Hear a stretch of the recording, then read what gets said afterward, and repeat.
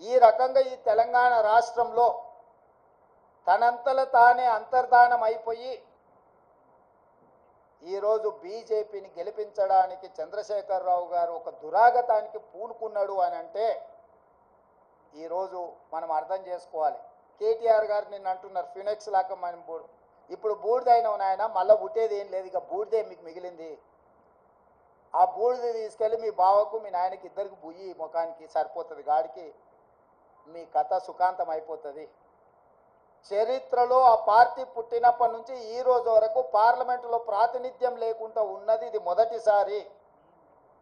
ఇంత అచేతనావస్థలో ఇంత దుర్భరమైన పరిస్థితి బీఆర్ఎస్కు దాపురించిందంటే చంద్రశేఖరరావు గారి నాయకత్వము, కేసీఆర్ కుటుంబాన్ని ఏ రకంగా తెలంగాణ సమాజం గమనిస్తుందో వాళ్ళిద్దరు ఆలోచన చెయ్యాలి. అందుకే ఈ 6 నెలల్లో మా పార్టీ మీద, మా ప్రభుత్వం మీద, మా నాయకత్వం మీద, మా నాయకుల మీద, ఢిల్లీలో ఉండే అధిష్టానం మీద వాళ్ళు ఎన్నో రకాల ఆరోపణలు చేసింది. ఈ ఆరోపణల నేపథ్యంలో బీఆర్ఎస్కు ఒక గుండు సున్నా ఇచ్చారు తెలంగాణ ప్రజలు. ఇప్పటికైనా చంద్రశేఖరరావు గారు, హరీష్ రావు గారు, తారక రామారావు గారు ఆలోచన చేయాలి.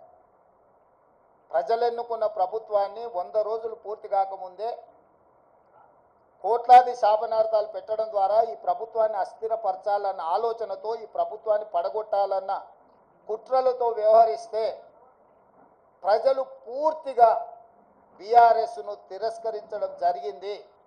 ఇప్పటికైనా ప్రధాన ప్రతిపక్ష నాయకుడిగా రాష్ట్ర అవతరణ దినోత్సవాలలో కూడా పాల్గొనకుండా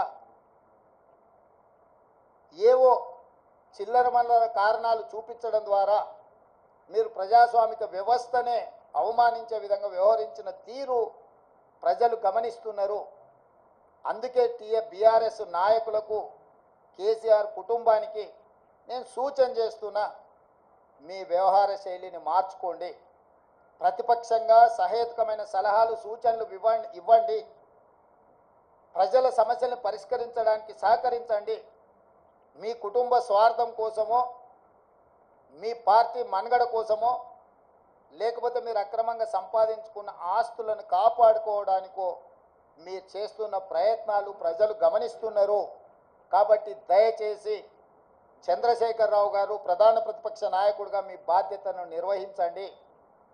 హరీష్ రావు గారు, మీరు ఆత్మహత్య చేసుకోవడం ద్వారా కాంగ్రెస్ పార్టీని ఓడించినామని మీరు అనుకుంటున్నారేమో.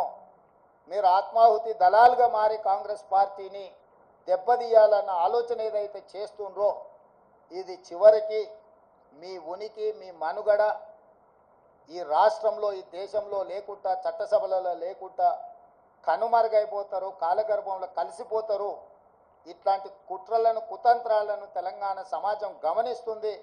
గమనించవలసిందిగా నేను కోరుకుంటున్నాను తెలంగాణ రాజకీయాలలో. అదేవిధంగా కేంద్ర రాజకీయాల దగ్గరికి వస్తేనే కేంద్రంలో 2014లో Bharatiya Janata party election manifesto మీద 10 మంది నాయకుల ఫోటోలు పెట్టి ఓట్లు అడిగింది.